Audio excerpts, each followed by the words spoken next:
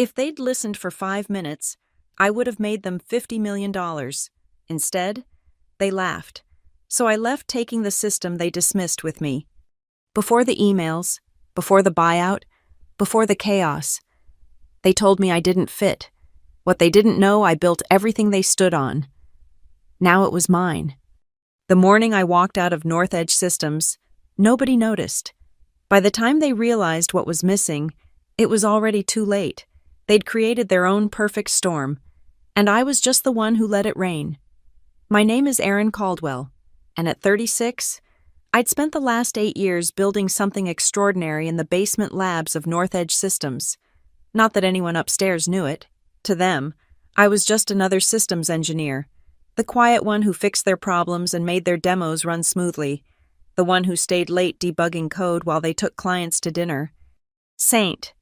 Louis in February was gray and unforgiving, matching the fluorescent wasteland of Conference Room B where my career would effectively end. I'd prepared for weeks, rehearsing my presentation until every word was perfect. The real-time analytics system I designed could revolutionize remote patient monitoring, cutting operational costs by 70% while improving response times to critical events. I'd built it nights and weekends, pouring everything I had into elegant algorithms that could predict system failures before they happened. The meeting was scheduled for 2:30 p.m., right after the executives' extended lunch. I watched them file in, CEO Marcus Webb checking his phone, COO Diana Morrison shuffling papers, and our new CFO, Vince Barrett, who'd been brought in 6 months ago to optimize human capital.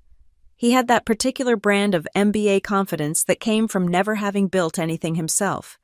"So, Erin," Marcus began without looking up, "you wanted to discuss the monitoring system project." I stood, clicked to my first slide. "I've completed the prototype for an integrated analytics platform that can process real-time data from our entire device network. Initial testing shows—" "Wait," Vince interrupted, finally glancing at the screen. "You built this yourself?" "Yes. Over the past 18 months, I've developed a neural processing framework that can handle concurrent data streams from up to 10,000 devices with latency under 0.1 seconds. Diana's pen stopped moving. That got their attention. I continued through the slide's architecture diagrams, performance metrics, cost projections. The system wasn't just functional. It was beautiful in the way only engineers understand. Clean code, elegant solutions, the kind of infrastructure that could scale infinitely. "The commercial trial phase would require dedicated resources," I said, reaching the part I dreaded and anticipated equally. "I'd like to lead the implementation team." Vince laughed, actually laughed, like I'd suggested something absurd. "You're brilliant, Erin, but not leadership material. We need someone who can interface with stakeholders, drive strategic initiatives. I built the entire system. I understand every component." "Technical knowledge doesn't translate to executive capability," he said, using that tone reserved for explaining obvious things to slow children. "We'll find someone appropriate to run the trial. You'll provide technical support, of course." My throat felt tight, but I pushed forward. "Then I'd like to propose an alternative arrangement, a profit-sharing agreement for the system I created. Since I developed it independently—" "Everything you create belongs to North Edge," Marcus cut in, suddenly interested enough to make eye contact. "Standard employment contract. You know this." The core framework was developed on my own time, using my personal equipment. "Erin," Diana's voice carried that fatal note of condescending sympathy, "let's not make this adversarial. You're a valuable team member, but this isn't how we do things. Submit your documentation to Bradley's team, and they'll take it from here." Bradley Chen, the VP of Innovation who once asked me to explain what an API was. I stood there for a moment, watching them return to their phones and papers, already dismissing me. 8 years.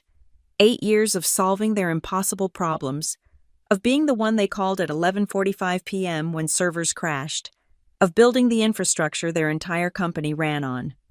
"Thank you for clarifying," I said finally. My voice sounded strange, hollow but steady. "I appreciate your transparency about my role here." Vince nodded absently. Glad we're on the same page.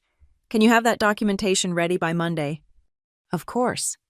I gathered my laptop, my carefully prepared handouts they hadn't touched. As I reached the door, Marcus called out, "Oh, Aaron, great work on this. Really innovative stuff." I turned back, smiled the smile I'd perfected over years of swallowing opinions. Just doing my job? The walk back to my desk took forever and no time at all. I sat down, opened my email, and typed a single line to myself, "They made their choice. Now I make mine." That night, while St. Louis slept under a blanket of fresh snow, I sat in my home office and opened a browser tab I'd bookmarked months ago, LLC registration for Missouri. My fingers hovered over the keyboard for just a moment before typing Caldwell Neural Systems. The morning after the meeting, I arrived at North Edge at 7:15 a.m., same as always, scanned my badge, nodded to security, took the elevator to the third floor. Everything normal, everything routine. Inside, I was calculating. Morning, Aaron, Bradley Martinez, our newly promoted VP of Innovation, practically bounced past my desk. Heard you've got something exciting for us to look at. Can't wait to dig in. I smiled, the same practiced expression from yesterday. Just sent you the preliminary documentation. Fantastic. We'll make something great out of this. The words sat in my stomach like a stone. For the next 2 weeks, I became the model employee. I attended meetings where Bradley presented our innovative approach to real-time analytics. I nodded when Diana praised his vision. I fixed bugs in systems I'd built from scratch while listening to Vince explain why my salary adjustment request didn't align with company metrics. But I wasn't angry. Anger was hot, impulsive, destructive. What filled me was something else entirely, a cold, crystalline clarity. They saw me as infrastructure, reliable and invisible. Fine, infrastructure could be removed. Every evening, I drove home to my duplex in Soulard, made dinner, and then descended into what I'd started calling the war room, my spare bedroom, transformed, whiteboards covered in system architectures, 3 monitors running continuous code commits, legal documents spread across a folding table. The first call I made was to Tanya Whitmore. "Aaron Caldwell." Her voice was warm through the phone. "Tell me you're finally going independent." Something like that. I outlined the situation, careful to stick to facts. Silence. Then, "Those bastards. You know I left FDA Consulting because of exactly this kind of bullshit. I've seen what they did to you. What do you need?" "Regulatory guidance. FDA approval pathways for medical device software." "Done. Pro bono. When do we start?" The second week, I filed for LLC formation. Caldwell Neural Systems became real at 11:47 p.m. on a Tuesday. Birth certificate printed from Missouri's Secretary of State website. I held the paper, feeling its weight. At work, I volunteered for documentation duty. Happy to help Bradley's team understand the technical specifications, I offered in the all-hands meeting. Vince actually praised my collaborative spirit. What they didn't know, I was creating 2 versions of everything. The official documentation went to Bradley Functional, but stripped of the elegant solutions that made the system sing. The real documentation went home with me each night, uploaded to private repositories, encrypted and backed up in 3 locations. I started taking calls during lunch. Austin-based developers who'd worked with me on open-source projects, a former MIT classmate now running a venture fund. Each conversation carefully orchestrated from my car in the parking garage. "The thing is," I told David Park, the investor, "I'm building something that will revolutionize remote patient monitoring, but I need runway." "How much?" $2 million to start. I can show you the prototype. "If it's half as good as your Replicase work, I'm interested. When can we meet?" "I'll be in Austin next month." The facade at North Edge never cracked. I submitted reports on time. I smiled in the break room. I even helped Bradley prepare for his presentation to the board about his innovative system. He thanked me publicly, called me invaluable support. 3 weeks after the meeting that changed everything, I sat in my cubicle at 9:20 p.m., officially debugging a server issue.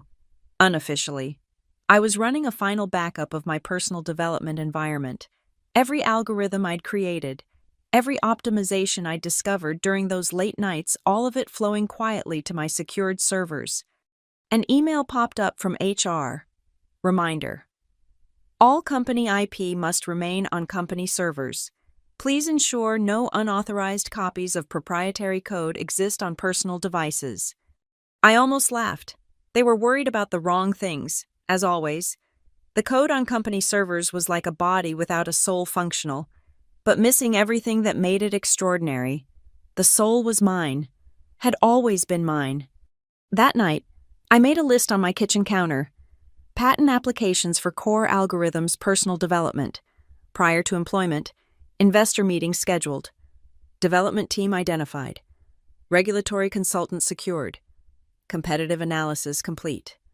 At the bottom, I wrote, resignation letter draft. Save for optimal timing. I poured a glass of wine, stood at my window watching the St. Louis Arch lit against the night sky. Somewhere in this city, Vince Barrett was probably sleeping soundly, confident in his human capital optimization. Marcus Webb was likely reviewing quarterly projections that depended on a system he didn't understand. Diana Morrison might be planning the next reorg that would shuffle talent like playing cards. They had no idea what was coming. That was the beauty of being invisible. Nobody notices when you start to disappear. The email was perfectly crafted, professional to a fault. Dear team, I need to request a personal leave of absence beginning March 15th due to family health matters. I expect to return within 4 to 6 weeks. I'll ensure all current projects are documented and transitioned. Thank you for understanding. Aaron. Diana approved it within an hour. Of course, Aaron. Family comes first. Bradley's team can handle things while you're gone. If only she knew the family I was tending to was my newborn company.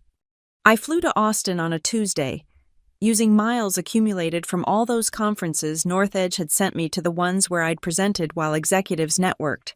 David Park met me at a coffee shop in the Domain, the kind of place where million-dollar deals happened over cortados. Show me, he said simply. I opened my laptop, ran the demo I'd perfected in my home office. Real-time patient data flowing through the system like water through a perfectly engineered channel. Predictive algorithms catching anomalies before they became critical events. Response times that made current market leaders look prehistoric. David watched in silence. When I finished, he closed his laptop. How is North Edge not all over this? They just don't know what they have. Their loss, I'm in for $2.5 million. Who else are you talking to? By the end of the week, I had $5 million in committed funding and a team of 12 developers ready to start the moment I gave the word. Tanya had already begun preparing FDA submission strategies, working from her home office in Bethesda. The beautiful thing, she told me over video call, is that remote monitoring software falls under de novo classification if we position it right. We can fast-track this. Back in St. Louis, I maintained the charade for 3 more weeks. I came to the office sporadically, citing ongoing family issues. When I did appear, I was helpful, accommodating, invisible. I watched Bradley struggle with implementation issues, offering just enough guidance to keep things moving without revealing the deeper architecture. The real work happened at night. I'd rented a small office space in the Cortex district, paying cash, registering it under Caldwell Neural Systems.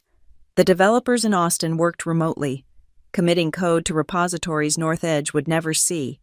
We rebuilt the system from the ground up, but better every limitation I'd worked around at North Edge, every compromise I'd made for their legacy infrastructure, all of it stripped away.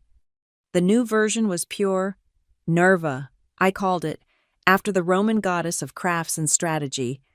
Why that name? Sanjay, my lead developer, asked during a late-night debugging session. Because she was the goddess of the precise strike, I said. And that's what this is. The patent applications were crucial. I'd been so careful over the years. The core algorithms, the ones that made everything work, had been developed on my own time, on my own machines, before I'd ever shown them to North Edge. My employment contract gave them rights to work created for the company, but the foundation, The breakthrough insights that came to me at 2:30 a.m. in my apartment, those were mine. Tanya connected me with a patent attorney who specialized in software IP. "You have clear documentation of independent development?" he asked. I showed him Git commits from my personal repositories, time-stamped emails to myself outlining concepts, notebook pages photographed and dated, years of preparation for a moment I'd hoped would never come. "This is excellent," he said. "Northedge will have a hard time claiming ownership of the underlying innovations." The hardest part was maintaining composure when I did go into the office. Listening to Marcus talk about Q3 projections based on Bradley's initiative, watching Vince calculate bonuses for executives who couldn't code a Hello World program, sitting in meetings where my work was dissected by people who didn't understand it. But I smiled. I nodded. I played the part of the grateful employee on personal leave, checking in occasionally, being helpful when asked. "Aaron, good to see you," Vince said during one of my appearances. "How's your family situation?" "Improving. Thank you for asking." Good. We need you back soon. Bradley's team is making progress, but they could use your technical support." Technical support, after everything, that's what I was to them. "Of course," I said. "Happy to help however I can." That night, I met with my team via secure video conference. 12 faces on screen, all brilliant, all hungry, all ready to build something extraordinary. 2 weeks until launch, I announced. Phoenix Care has agreed to exclusive integration rights. We're going to show the medical device industry what real-time analytics actually means. The energy was electric. These people, my people, now understood what we were building. They saw the vision, contributed to it, enhanced it. Everything Northedge had failed to recognize. As the call ended, I looked around my Cortex office. Whiteboards filled with architecture diagrams, monitors showing continuous integration pipelines, a printed photo of Conference Room B taped to the wall. My reminder of why I was here, the extraction required surgical precision. I'd learned from years of watching corporate acquisitions that the winner wasn't who had the most, but who knew exactly what to take. My employment contract with Northedge was clear work product created during company time. Using company resources belonged to them, but lawyers, I discovered, loved gray areas, and I'd painted my masterpiece in shades of gray they'd never notice. "The key," my IP attorney explained, "is proving parallel development. You created foundational work independently, then applied general concepts at Northedge. The implementation they have is derivative, but the core innovations predate your employment." I pulled up commit logs from my personal GitHub, dating back 3 years before Northedge. Neural Pathway Optimization for Distributed Systems. The project was called, academic sounding, theoretical. What it really was, the beating heart of everything I'd built since. The Friday before my return to work, I stayed late at Northedge. Bradley had gone home at 5:30 p.m., leaving his usual mess of half-understood code comments. I sat at my desk, running automated scripts I'd written months ago. They looked like routine maintenance cleaning up test data, optimizing database queries. What they actually did was much more elegant. Every test instance I'd created, every proof of concept model trained on my algorithms deleted, not maliciously, just cleaned up. After all, test data shouldn't clutter production systems.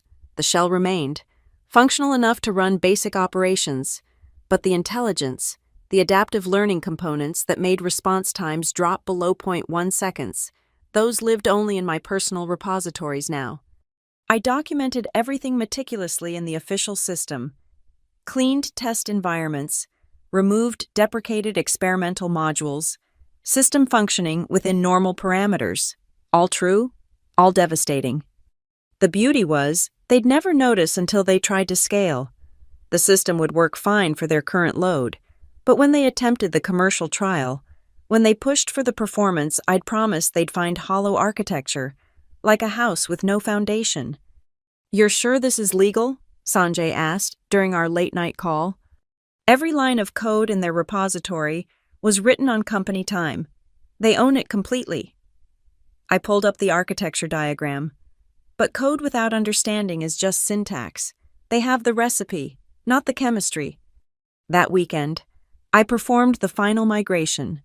The AWS instances spun up under Caldwell Neural Systems hummed to life, receiving the reconstructed system, not copied rebuilt from first principles, using my original innovations, improved with everything I'd learned at North Edge. Monday morning, I returned to work as scheduled. Concerned colleagues asked about my family. I thanked them for their patience, assured them everything was resolved now. The irony wasn't lost on me. Aaron. Bradley caught me at the coffee machine. Perfect timing. We're doing the first scale test this afternoon. Could use your eyes on it. Of course. I watched him run the test at 2:15 p.m. Saw his confidence falter as response times lagged. The system functioned, but like a sports car running on regular gas, all potential. No power. That's weird, he muttered, checking configurations. It was faster in the demos. Different load conditions, I suggested helpfully. Maybe we need to optimize the clustering algorithm. He nodded eagerly, not realizing the clustering algorithm was precisely what I'd removed. Yeah, can you take a look? I spent 3 hours providing suggestions that sounded helpful, but led nowhere. Dead ends disguised as solutions. Bradley's frustration grew, but he couldn't admit he didn't understand his own innovation. That night, I met with my team for final launch preparations. Phoenix Care's integration was complete.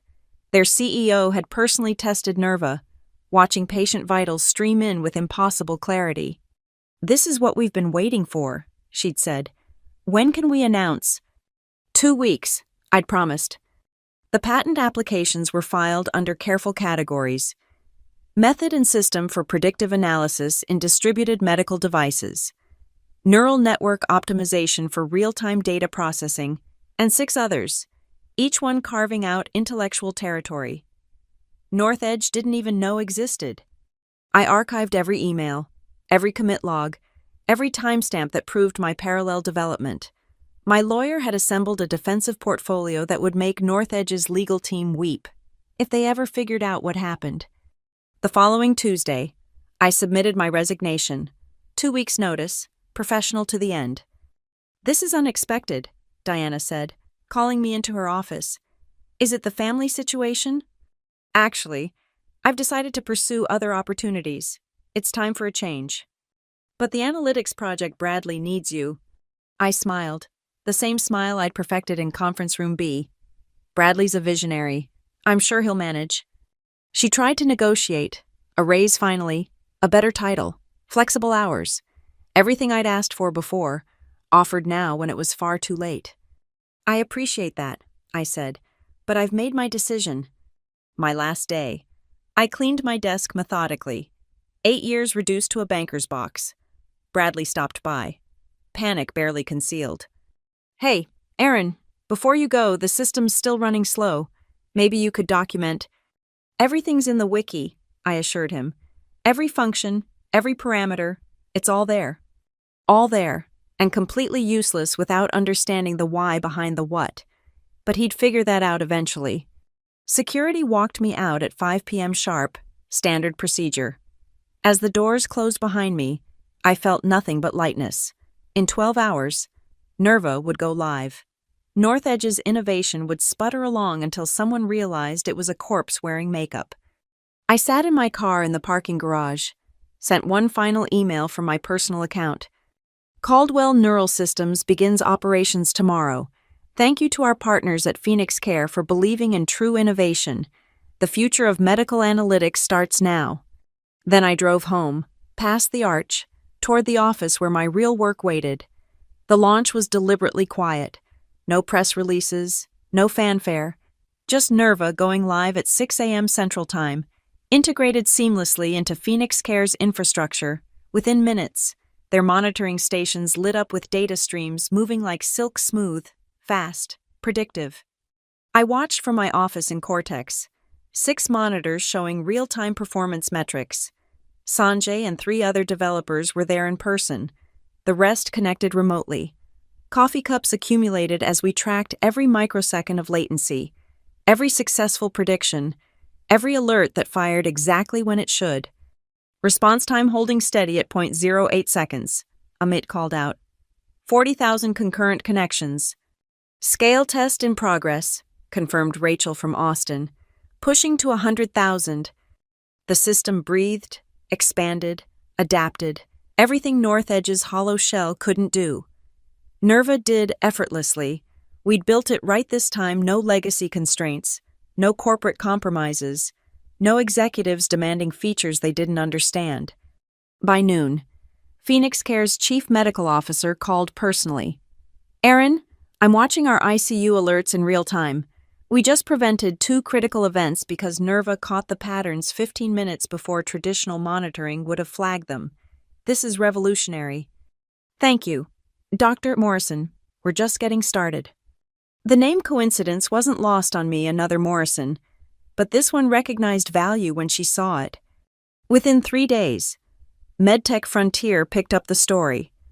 Phoenix Care's secret weapon, Nerva Analytics platform, promises sub-second response times. The article was technical, buried on page 3 of their digital edition, but the right people read MedTech Frontier. My phone buzzed constantly, former colleagues from conferences, investors who'd passed on North Edge's last funding round, competitors fishing for information. I ignored most of them, focusing on what mattered, making Nerva indispensable. We need to talk about scaling the team, David said during our weekly investor call. The integration pipeline is full. Every major healthcare system wants a demo. Controlled growth, I insisted. We do this right or not at all. I'd learned from watching North Edge bloat itself with middle managers and process evangelists. Caldwell Neural Systems would stay lean, focused. Every hire was technical, every decision driven by data. The office in Nashville came next, our official headquarters, chosen for its growing healthcare technology sector and distance from St. Louis. I flew down to sign the lease, standing in the empty space that would soon house our core team. Floor-to-ceiling windows overlooked the Cumberland River, natural light everywhere, the opposite of North Edge's fluorescent tomb. Why Nashville? Tanya asked during our regulatory strategy session. Because it's not about where we've been, it's about where we're going. We furnished it simply standing desks, collaborative spaces, a kitchen that actually had decent coffee, no executive floors, no corner offices hoarded by people who never coded, just space to build. The trademark filing for Nerva went through without challenge. The logo, a simple neural network pattern, started appearing on Phoenix Care's devices. Subtle at first, then impossible to ignore as deployment expanded. Week 3 post-launch. Fortune's health tech reporter reached out. I'm doing a piece on innovation in medical analytics. Phoenix Care says you're the architect behind Nerva. Can we talk? I gave her 20 minutes, staying technical, avoiding corporate drama. But reporters have instincts. You worked at North Edge Systems until recently, she noted. They're also in the medical device space. Any connection? I learned a lot there, I said carefully. But Nerva represents a completely different approach to the problem. She pushed gently. Their stock has been volatile lately. Investors seem concerned about their innovation pipeline. I couldn't speak to that. I've been focused on building the future, not analyzing the past. The article ran with the headline, "The Engineer Who Said No to Corporate Mediocrity." She'd done her homework, traced patent filings, noticed the timing.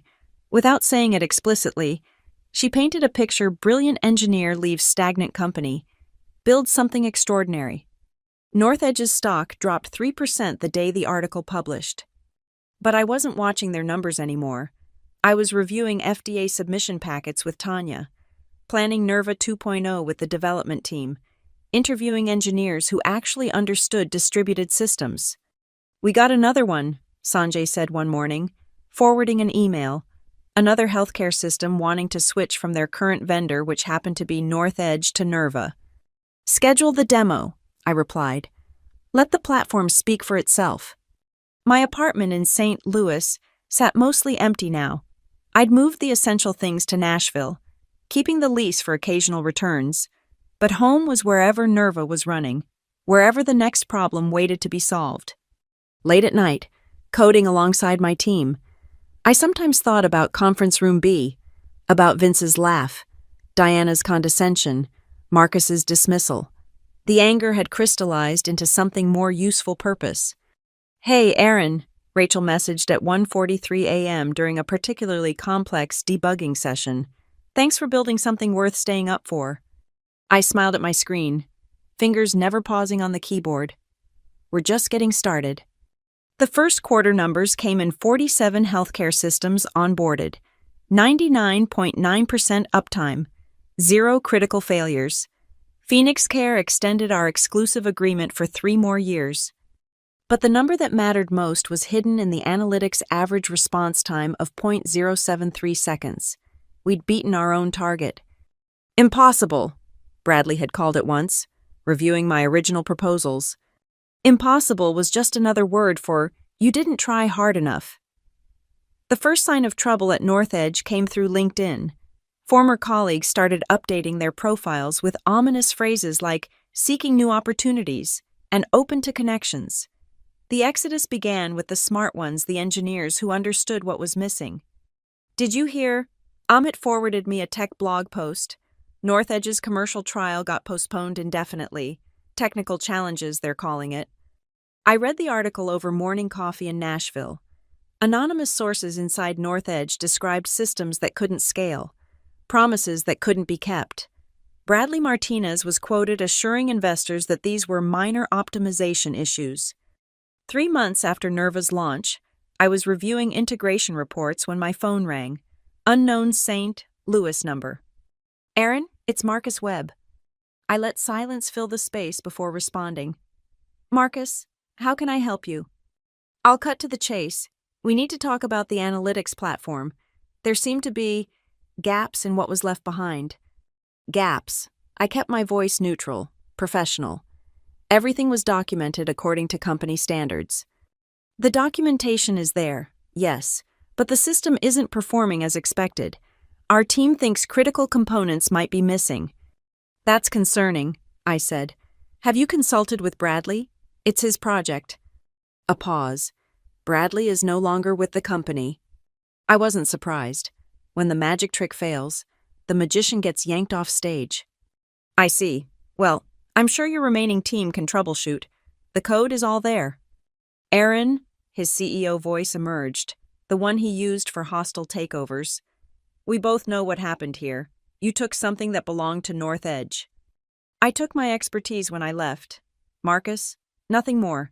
Your legal team is welcome to review my patent filings, all properly dated before implementation at NorthEdge." "Patents can be challenged." "Yes, they can. Discovery would be fascinating. I have every email where my proposals were rejected. Every meeting where I was told I wasn't leadership material. Would make interesting reading for your board." Another pause, longer. "What do you want?" "I wanted to build something revolutionary. NorthEdge made it clear that wasn't possible there, so I built it elsewhere. We could acquire Caldwell Neural Systems, make you a very wealthy woman." Now I laughed, short and sharp. "You had me for 8 years at a fraction of my worth. That offer expired in Conference Room B." The call ended with Marcus making vague legal threats. I forwarded the recording. Tennessee was a one-party consent state to my attorney, then went back to reviewing code. 2 weeks later, the real desperation showed. NorthEdge's largest client announced they were evaluating alternative analytics platforms. Everyone knew which alternative led the market. Diana Morrison called next. "Aaron, I hope we can have a more productive conversation than you had with Marcus." "I'm listening." "We undervalued you. I see that now. What would it take to consult for us? Help us optimize what we have." "What you have," I said carefully, "is exactly what you built: a system designed by committee, approved by people who don't understand it, and implemented without the core innovations that make it work. So help us fix it." "Diana, do you remember what Vince said? I'm not leadership material. I'm sure you can find appropriate executives to solve this." Her professional mask slipped. "This is vindictive, Aaron." "No. Vindictive would be targeting your clients, publicizing your technical failures, ensuring everyone knew exactly why your system doesn't work, I'm just building my own company. The fact that it highlights your mistakes is coincidental." She hung up without goodbye. The news broke in the Wall Street Journal a week later. North Edge Systems faces technical crisis as key client defects to competitor. The article detailed the failed commercial trial, the departure of multiple executives, and questions about the company's innovation pipeline. Buried in paragraph 12, industry insiders suggest the issues stem from the departure of key technical talent, including Aaron Caldwell, who left to found Caldwell Neural Systems, maker of the Nerva platform currently dominating the real-time analytics space. My phone exploded. Reporters, investors, former colleagues, suddenly remembering how much they'd always respected my work. I ignored most of them, focusing on what mattered. Our newest update was rolling out, adding predictive capabilities that made the original Nerva look primitive. That evening, I sat in my Nashville office as the sun set over the river. Sanjay was still there, along with 2 new engineers we'd hired from ironically North Edge's downsizing. "You know they're hemorrhaging talent," one of them mentioned. 40% staff reduction coming. I felt a twinge not for the executives who dismissed me, but for the good engineers caught in the collapse. "Anyone worth hiring, send them my way. We judge on capability, not credentials." My computer chimed. Another client inquiry, this one from North Edge's second-largest account. "Should I respond?" Rachel asked, seeing the same notification. "Schedule the demo," I said. "Let them see what innovation actually looks like." As my team worked around me, building the future I'd envisioned, I thought about Conference Room B one last time. They'd been so certain I couldn't lead, couldn't strategize, couldn't build an empire. They were right about one thing: I wasn't executive material. I was better, I was an engineer, and I'd engineered their obsolescence with surgical precision. The email arrived on a Thursday at 4:17 p.m., marked "Confidential Urgent" in red letters that screamed desperation. Subject: request for emergency meeting. Mutual benefit. From Vincent Barrett, CFO, North Edge Systems. Ms. Caldwell, I am reaching out directly to propose an immediate discussion regarding potential collaboration opportunities. North Edge is prepared to offer substantial terms for access to your expertise. Please respond at your earliest convenience. I let it sit for exactly 24 hours before replying with a single line.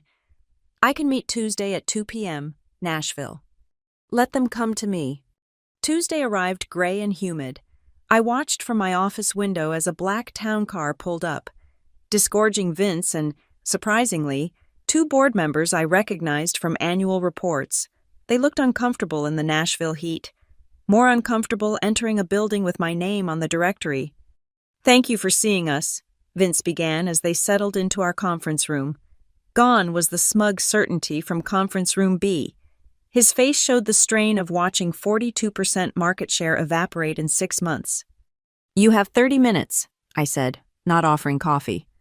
One of the board members, Patricia Huang, leaned forward. "We'll be direct. North Edge needs a functioning analytics platform. Our shareholders are concerned. You have Bradley's innovation, I'm sure with time." "Please," Vince actually winced. "We both know what we have won't scale. Our largest remaining client is demanding performance metrics we can't meet. They've given us 90 days. Unfortunate." I opened my laptop, pulled up Nerva's latest performance dashboard. "We're actually onboarding 3 new enterprise clients this quarter. Capacity is stretched thin." They exchanged glances. Patricia spoke again. "What would it take for Caldwell Neural Systems to license technology to North Edge?" "License." I tilted my head. "You want to license technology you insisted belonged to you anyway." "The patents suggest otherwise," Vince admitted through gritted teeth. Your legal team finally did their homework." I closed the laptop. "Nerva isn't for licensing. It's exclusive to Phoenix Care for another 2.5 years. Surely exceptions could be made." "No." The word hung there, simple and final. "Then acquire us," Patricia said. "Name your price." I almost admired the directness. Caldwell Neural Systems has a current valuation of $180 million, but we're not for sale. 180! Vince choked. That's impossible. You've been operational less than a year. Impossible, I repeated slowly. Like sub-0.1 second response times. Like predictive analytics that actually predict. You seem to struggle with that word. The third person, who'd been silent, finally spoke. James Chen. I'd Googled him, knew he controlled the largest stake in North Edge. Ms. Caldwell, I apologize for how you were treated. It was short-sighted. But surely destroying North Edge serves no one. I'm not destroying anything, I replied. I'm building something better. If that highlights your failures, perhaps you should examine why. Thousands of jobs are being lost because your executives valued politics over capability, because you promoted people like Bradley who could present well but couldn't code, because you told me I wasn't leadership material while I was carrying your entire technical infrastructure. So this is revenge. Vince's mask finally cracked completely. No, I stood, signaling the meeting's end. Revenge would be pursuing the trade secret theft your legal team is desperately hoping I won't notice how Bradley's team tried to reverse engineer Nerva last month using code similarities. My lawyers have been very amused. Their faces went pale in unison. This, I continued, is simply business. You made a business decision in conference room B, I made mine. The market is now making its own. Patricia tried one last time. What if we offered you CEO full control? Your terms. For a moment, I let them hope. Then, you had 8 years to value what I built. 8 years of nights, weekends, solving impossible problems while you collected bonuses for my work. Now you want to hand me the keys to your burning building. I walked them to the door personally, professional to the end. Thank you for coming. I'm sure you'll find appropriate executive solutions to your challenges. As the elevator closed on their stricken faces, Sanjay appeared at my shoulder. How did it go? They offered me CEO? He burst out laughing. Of North Edge. That's like offering someone captaincy of the Titanic after it hit the iceberg. Exactly. That evening, Phoenix Care's CEO called. Heard you had visitors today. North Edge making moves. Desperate ones. Good. We're announcing Nerva 3.0 next week. Might as well twist the knife. I smiled at the Nashville skyline, lights beginning to twinkle in the gathering dusk. Somewhere in St. Louis, 3 executives were reporting back to a panicked board. Numbers would be run, scenarios modeled, blame carefully apportioned. None of it would matter. They'd had their chance to build the future. Now I was building it without them. The leak happened on a Monday at 9:47 a.m. I was reviewing code when my phone lit up with notifications. Twitter, LinkedIn, Reddit everywhere at once. Someone had released internal North Edge emails from the day after our conference room B meeting. The thread was damning executives laughing about my proposal. Vince calling me technically competent but professionally invisible. Marcus joking that I'd probably thank them for the reality check. But the worst was Diana's contribution. Let her think she's irreplaceable. Bradley can figure out her little system in a week. The internet had opinions. #RevengeEngineer started trending by noon. I hadn't leaked them. I had too much to lose from looking petty. But someone inside North Edge, someone watching the company implode, had decided the truth needed air. Holy shit, Sanjay breathed, scrolling through responses. Tech Twitter is destroying them. I kept my public response simple. I prefer to let my work speak for itself.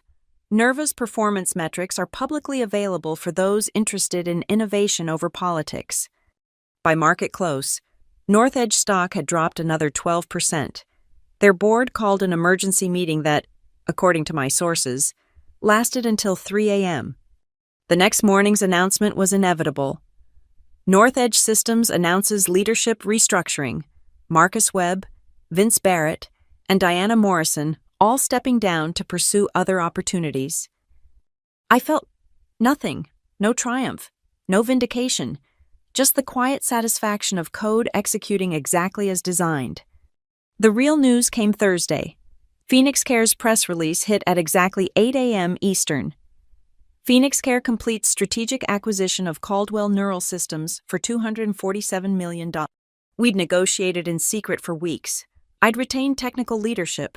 My team would stay intact, and Nerva would become the cornerstone of Phoenix Care's next-generation platform. Plus, I'd personally net enough to never worry about being undervalued again. But money wasn't the point. It never had been.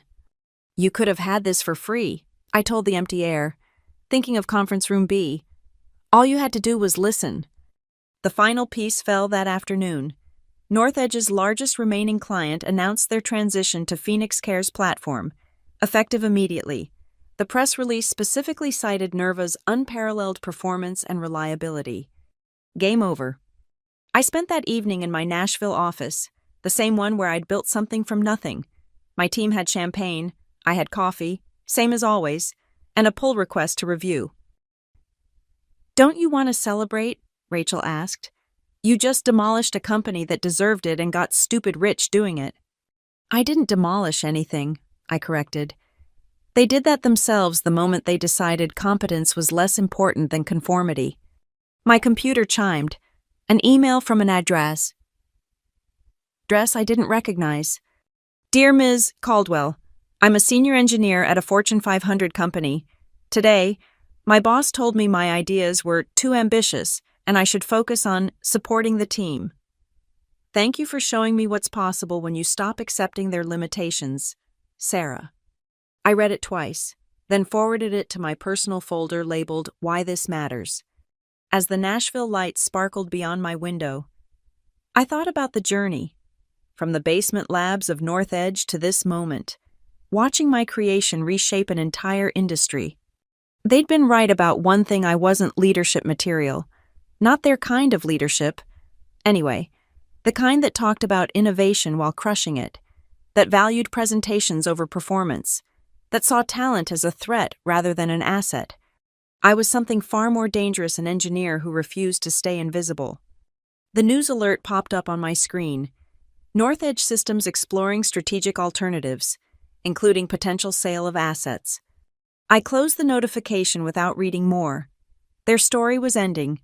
Mine was just beginning.